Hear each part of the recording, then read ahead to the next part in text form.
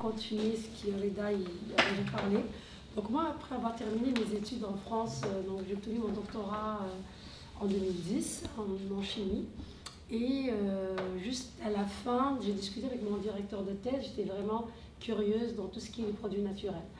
Et j'ai parlé avec mon responsable, Jacques Royer, en me disant, écoute, je suis vraiment intéressée d'ouvrir une entreprise en France, mais j'aimerais vraiment y aller chercher la matière première dans mon pays d'origine. Donc là, on a eu l'idée je me suis déplacée en Algérie, c'est dans le but de récupérer la matière première dans les 4 coins de l'Algérie. Donc je me suis déplacée à la Qlira, la Kabylie bien sûr, à Naba, Batna et aussi Barnia. Naama, pardon, frontière. Et la chose qui m'a marqué vraiment, c'est que en arrivant à Marnia, et j'ai trouvé la matière première de Rassoul en abondant. Vraiment, c'est incroyable.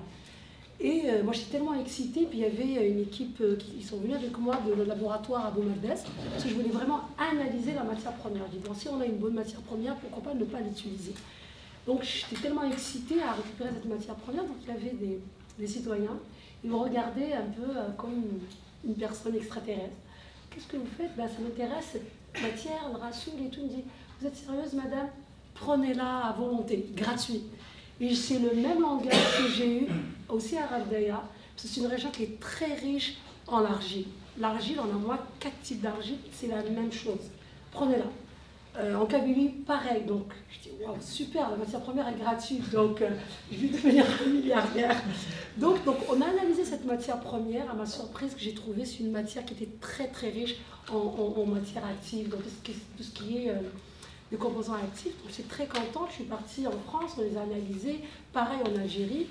Et quand, par hasard, en 2010, pour donner la paix sociale en Algérie, pour éviter le printemps arabe, donc ils ont lancé l'ANSEJ, le CNAC, etc. Moi, j'étais tellement excitée, je dis, ouais, c'est génial. Je me suis déplacée à l'ANSEJ, à le CNAC à l'époque, et je vous ai dit, cette date-là, je me rappelle très bien, c'était le 14 avril 2010. Je présente mon projet, j'avais mes slides, la matière première, le produit fini, tout structuré, j'ai tout préparé ça avec mon directeur de thèse. Et je suis passée à la commission l'ANSEJ pour passer, c'était vraiment très difficile, il a fallu intervenir. Et je me suis rendu compte que j'étais la seule à l'époque qui a déposé projet de production.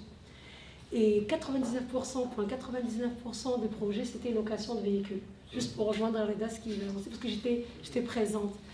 Et je suis passée devant la commission à présenter mon projet, et malheureusement, il n'y avait qu'une seule personne qui s'était intéressée. Les autres m'ont dit, oh, vraiment, projet matière première, produit naturel, ok, donc non. Mais quand même, pour faire un résumé, j'ai insisté, j'étais vraiment tenace pour avoir ça, parce que j'y croyais tellement. Ça m'a pris 1 an et demi entre l'Algérie et la France, mais malheureusement, ils m'ont bloqué mon projet, parce que tout simplement, je n'ai pas augmenté mes factures. Je n'avais pas compris ça au début. C'est qu'il faut vraiment, pour chercher de l'argent, il faut y aller, connaître, il faut augmenter tes factures. Je me suis rendu compte qu'à la fin, j'ai passé 1 an et demi, et à chaque fois, j'ai passé beaucoup plus de temps à faire des photocopies. Et ce qui m'a surpris encore, le deuxième point, peut-être Reda, il ne l'a pas mentionné, c'était l'étude de marché. Moi, je suis partie sur le terrain, donc j'ai trouvé le besoin et la difficulté. Mon étude de marché, en fait, c'était le CNAC. Il faut juste ramener les factures, tu déposes les factures, eux, ils s'occupent de le reste. Donc, je trouvais ça un peu bizarre, parce que ce que j'ai fait en France, ça n'a rien à voir avec...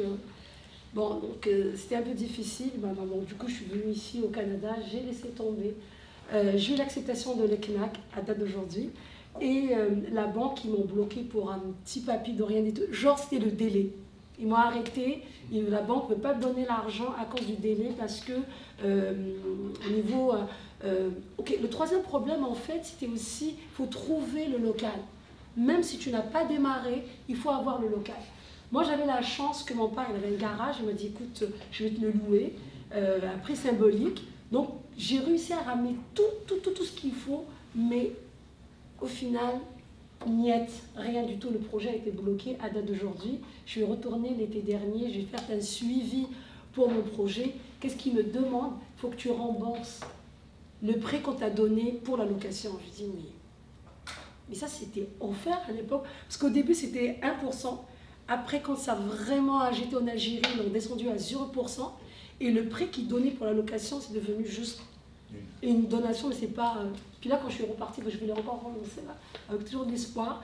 Ils m'ont dit, il faut que tu rembourses les 50 000 dinars. Je dis, ok, je vais les rembourser. Mais quand je vais revenir officiellement, et puis je suis venue ici au Canada, toujours dans l'espoir de collaborer là-dessus, mais dans le but d'aider les femmes rurales, parce que quand je suis déplacée, j'ai eu la chance de voir au fond d'Algérie, c'est que les femmes qui utilisent la matière première, la terre.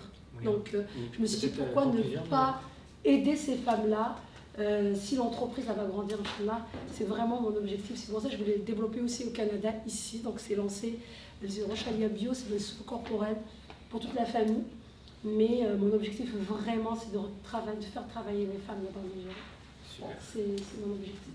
Merci.